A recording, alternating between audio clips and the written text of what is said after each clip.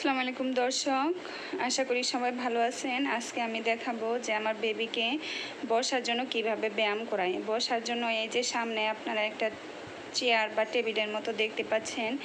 এই টেবিলটার নাম হচ্ছে কর্নার টেবিল। এই কর্নার টেবিলে বেবিকে বসানো হয় এবং হচ্ছে ওই যে দুইটা ফিতা দেখা যাচ্ছে ওইখানে ওই বেল্ট দিয়ে বেবিকে আটকে দেওয়া হয়। এতে কি হয়, সে সেখানে সোজা হয়ে বসে থাকে। এই সোজা হয়ে বসে থাকার ফলে তার পিঠের যে মেরুদণ্ড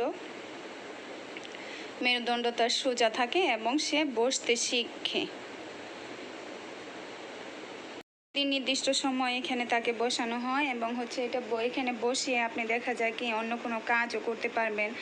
আর এই যে টেবিলটা, এই যে এই পার্টটা আছে, এটা খোলা যায়। এই যে এটা খোলার পরে এই যে দেখা যাইতেছে দুইটা বেল্ট, এই যে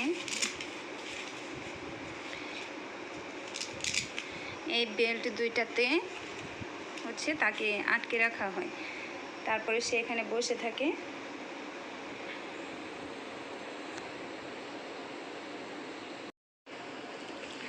শুধু যে বসা শেখানোর জন্য বা মেরুদণ্ড সোজা রাখার জন্য এই টেবিলটা ইউজ করা হয় তাও না।